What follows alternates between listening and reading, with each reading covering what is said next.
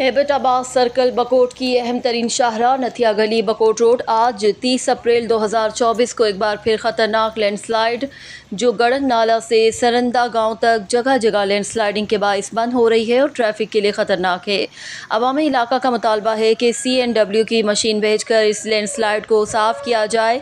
बाड़ी और सेरी के दरमियान खतरनाक लैंडस्लाइडिंग से रास्ता बंद हो चुका है। अवाम अपनी मदद आप के तहत रास्ता बनाने पर मजबूर है। मजीद तफसीलात बता रहे हैं एबटाबाद से ब्यूरो चीफ शहादत न्यूज़ नवीद अकरम अब्बासी।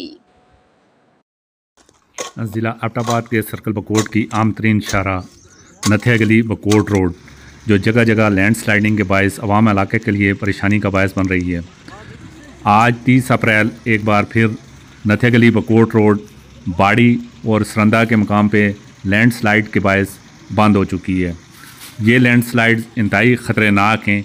इससे पहले गड़ंग नाला की लैंड स्लाइड और तुगयानी के बायस ये रोड 2 दिन से बंद थी, जो कि मुतल्लिका अदारों ने खोल दी थी, मगर शदीद बारिशों के बायस नथिया गली बकोट रोड जिसकी ज़िम्मेदारी CNW की है, वो उनकी मशीनरी वहाँ पे ना पहुँच सकी, जिसके बायस ये रोड एक बार फिर बंद हो चुकी है और आवाम इलाका इंतहाई ख़तरनाक सफ़र करने पर मजबूर हैं।